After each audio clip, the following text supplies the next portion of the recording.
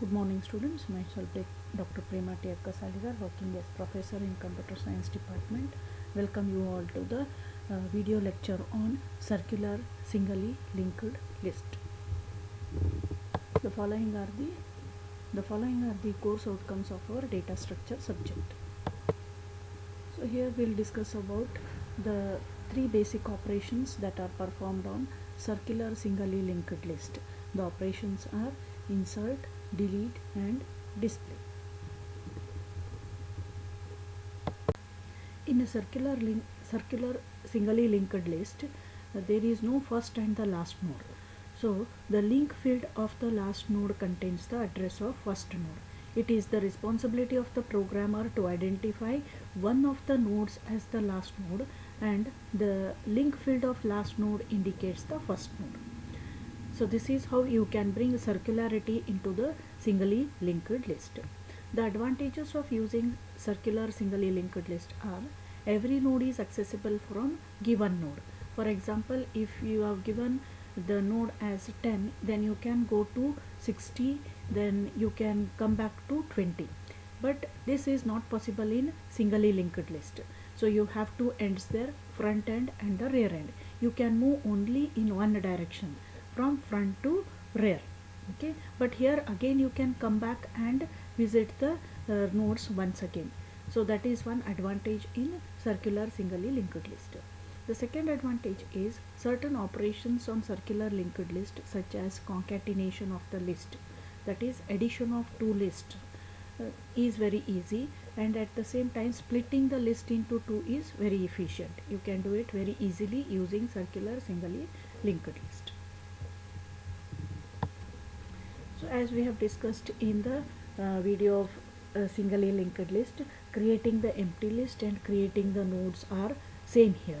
So to create the empty list, first we have to define the structure for the node using struct node int info struct node star link. Then create a user defined variable node using the statement type def struct node star capital node. So capital node can be used in your further programs as a user defined data type. So here I have created one variable last using node. So initially last is equal to null because we are creating an empty list here. So as shown in the figure, the empty list is created with the value null, and it is pointed by the variable last.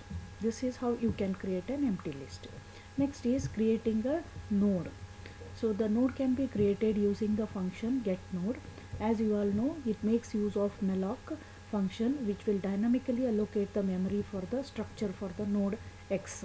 So if malloc is unable to allocate the required amount of memory for the node, then error message out of memory is displayed and exit from 0 is executed. Otherwise, the memory is allocated successfully for the node and the starting address is stored in X, which is returned by the function getNode. So this is how a single node is created using a getNode function.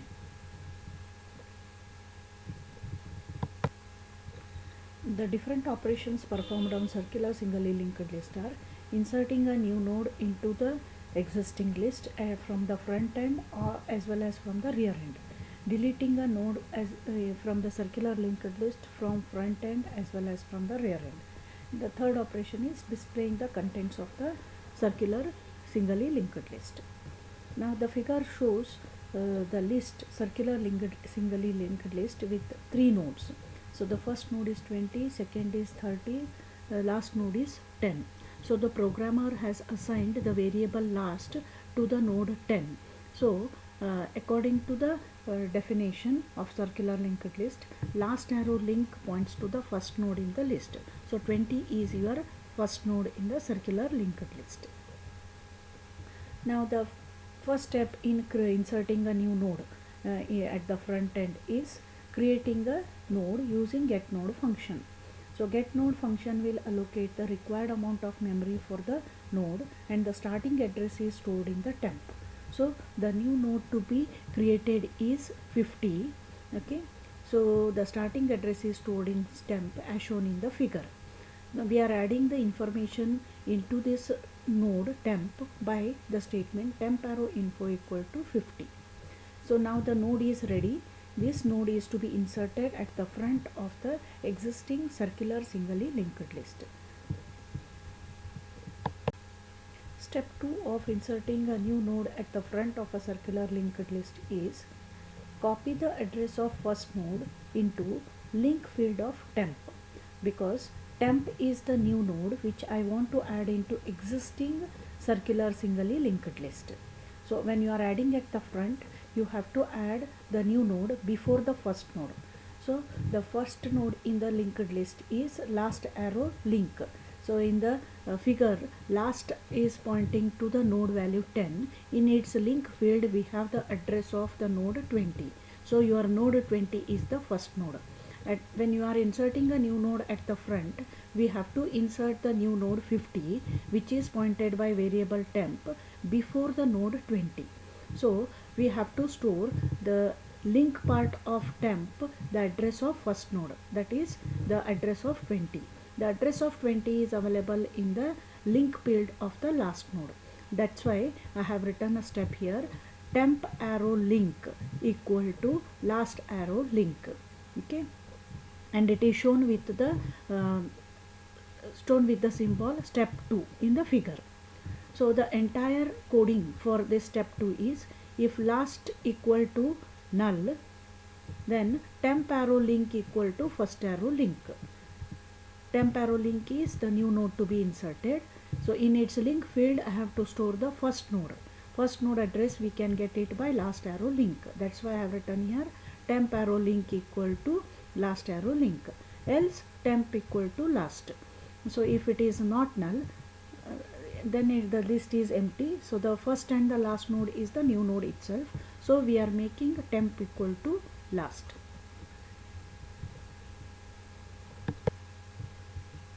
So once the step 2 is over, step 3 is to make temp as the first node in the list.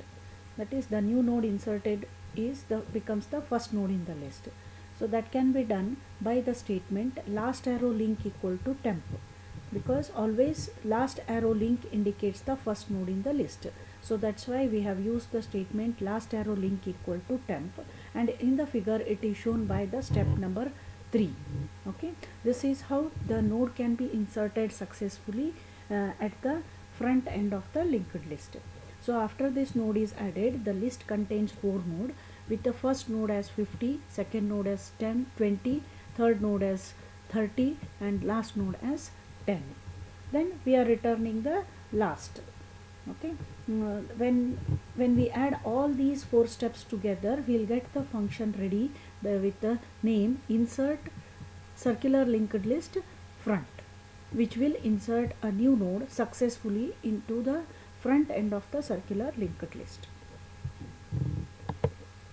So here we are inserting a new node at the rear end of the circular linked list. That can be done with the step 1, where we have to create the new node and add the information 50 into it. The new node can be created using the function getNode, where malloc is used, which allocates the memory dynamically for the node structure. Then we are copying the information 50 into it by writing the statement temp arrow info equal to 50.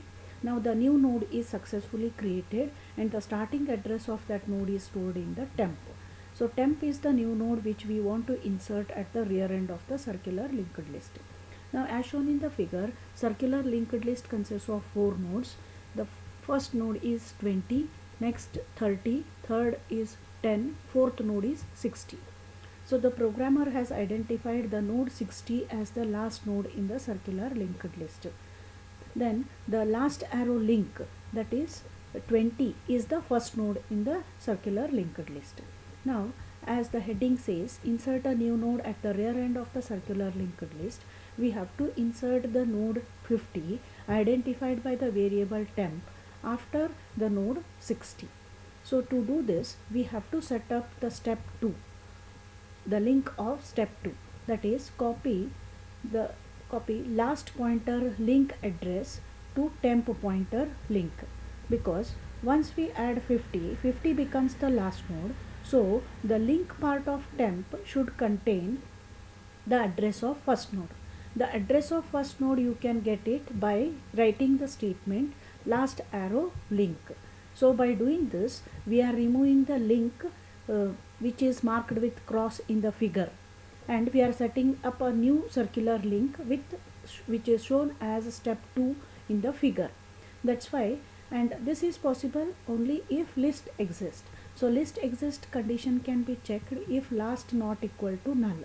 That's why I have written a step 2 statement as if last is not equal to null, then execute the statement temp arrow link equal to last arrow link. So in the link part of temp, I want to store the address of first node. The address of first node you can get it by writing last arrow link.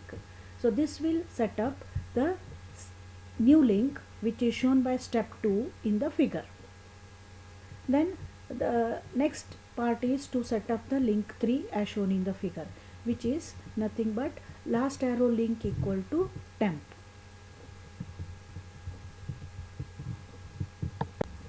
So in the previous slide we have seen if the list is not empty, how to insert at the rear end. Here we have taken a condition if list is empty. List empty condition can be checked using if last equal to null. If list is empty, then whatever the new node we are inserting, that is the node temp, that becomes the first and the last node. So I have written the statement if last equal to null, temp equal to last. Then step 3 is to make the temp as the last node in the list. That you can make it by writing the statement last arrow link equal to temp. Then return the starting address of a circular linked list as the temp. So when we add all these 4 steps together with the heading insert CLL rear, so you can successfully add a new node at the rear end of the circular linked list. Dear students, next operation is deleting a node from front end of the circular linked list. So there are 3 cases here. Case 1 is executed when the list is empty. So list empty condition can be checked by writing the statement if last equal to null. So when list is empty, display the error message list is empty, return null. Okay. Then case 2 is if the list contains only one node as shown in the figure. The list is pointed by the variable last and it contains the information 10. Its link field last arrow link is equal to last itself. Okay. So when this condition is there, when the last of the particular node points to itself, then we can conclude that the list contains only one node which is pointed by last. So if it contains only one node, that is the node to be deleted. So we have written the statement here if last arrow link equal to last, then it as shown in the figure it contains only one node, then we have to delete that node. For that I have written item deleted is last arrow info. Remove the item value, then delete is nothing but deallocate the memory allocated for that node. The only node is identified by last, so I have written the statement free last, then return null. So the below figure shows the node after deletion. So last is pointing to null, means the node 10 value is deleted successfully. Now we will go for the case 3. Case 3 is executed when the list contains more than one element. So as shown in the figure, the list has 3 elements, the 50, 10, 20, 10 and 40. So the list has 4 elements. The heading says delete a node from front end. In the front end we have the node 50. So I have marked cross here. That is the node which I want to delete. So once I delete this node, the last link part of the last node should contain the address of 20. Because this node is deleted, then the first node is nothing but your node 20. So if this address should be stored into the link part of the last node. Okay. So that can be done by writing the statement last arrow link equal to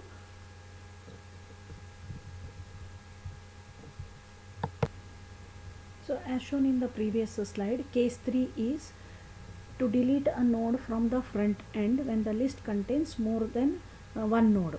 So the node to be deleted is 50. So there are three steps. Step 1 is to identify the first node and assign the name first.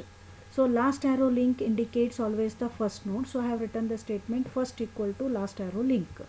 Then once I delete that first node, the second node becomes the first node. So I have the first node address, the second node address we can get by the statement first arrow link. This I have to store into the last arrow link, because once the node 50 is deleted, the address of 20 is to be stored in the link arrow last. So the address of node 20 we can get by the statement first arrow link. That's why I have written here last arrow link equal to first arrow link. So in the last link part of the last node, we want to store the address of second node. Address of second node you can get it by writing the statement first arrow link. Okay. So this is how I can set up the circular link in the list. So now item, the node item or the first can be removed successfully. That we are doing it in step 3. Remove the first node, because that is the node which is available at the front end of the circular linked list. That you can do it by writing deleted item equal to first arrow info. Delete is nothing but deallocate the memory using free statement free first. So return the last, which contains only 3 nodes, that is 20, 10 and 60. So this is how a node can be successfully deleted from the front end of circular linked list. When you write all these 4 steps along with 3 cases together, you will get a function delete CLL front ready for you. Dear students, so here I will explain you how to delete a node from the rear end of the circular linked list. Case 1 and 2 are same, that is empty list and the node with list with a single node. Both the cases are same, but it changes with the case 3. Here we are removing the last node from the linked list, or removing a node from rear end of the circular linked list. So 2 things are involved here. First logic is how to come to the end of the list, and second logic is once you remove the last element, the last but one becomes the last node in the list, updated list. So we need one more variable here, prev, which will initially point to the first node in the list. So the first node in the list is represented by last arrow link.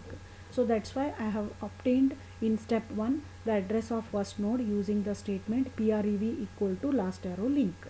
Now it is pointing to the first node in the list. Now this has to move to the last but one node in the list. Okay, so that's why I have the step 2, find the address of last but one node using the statement while prev arrow link not equal to last, prev equal to prev arrow link. So when prev is pointing to node 20, its link field is not equal to null. So it will move it to the next node. The condition of while loop is true, it will move to the next node. Then for the node 30 also, its link field is not equal to last. So again prev will move to the third node with value 10. So 10 for the node 10, the prev arrow link is pointing to the last node in the list. It is pointing to last. So the condition of while loop becomes false. So once you come out of this loop, prev is pointing to the last but one node, and last node is pointed by the variable last. So the node to be deleted from the rear end means the node 60 is to be deleted. That's why I have marked with cross. Okay, so once you delete this node, the node 10 becomes the last node in the list. So how to update this link, we'll see in the next slide. In the previous slide you have seen how prev stores the address of last but one node. The last node to be deleted is identified with the variable last. So once you delete the last node, the previous node becomes the last node. So that make the last but one node as the last node. So that step can be executed by writing the statement prev arrow link equal to last arrow link. The last arrow link indicates the first node in the list. Now in the previous node we are storing the address of first node by the statement prev arrow link equal to last arrow link. Now we have successfully updated that circular link in the list. Now last step is to remove the last node. So that can be done by writing the statement deleted element equal to last arrow info, then deallocate the memory using free last. So return PREV, which is the last node in the list. So when we write all the three cases with all these 5 steps together, we'll get a function delete circular linked list where function ready for you. This is how we can remove the node from the rear end of the circular linked list. Now the last operation of circular linked list is displaying the contents of the list. That we can do it using the normal display function. If last is pointing to null, then list is empty, display that as a message and stop the process. Otherwise display the message contents of the list are, then store the first node address in temp, because we have to display the contents of the list from first to the last. So you can get the first node address by the statement last arrow link. So temp equal to last arrow link. So temp is at the beginning, last node in the list is identified by last. So we can use the condition in the while loop temp not equal to last to display all the nodes in the list. So if this is true, temp arrow info will display the first node, then it will go to the second node by the statement temp equal to temp arrow link. Like this all the nodes are displayed. When temp reaches the last node, it will come out of the loop, and the last node information can be displayed by writing the statement printf %d temp arrow info. This is how the contents of all the nodes in the circular linked list are displayed. When you write all this together, you will get a function display CLL as the function for displaying all the nodes in the circular linked list. Thank you students for patient listening.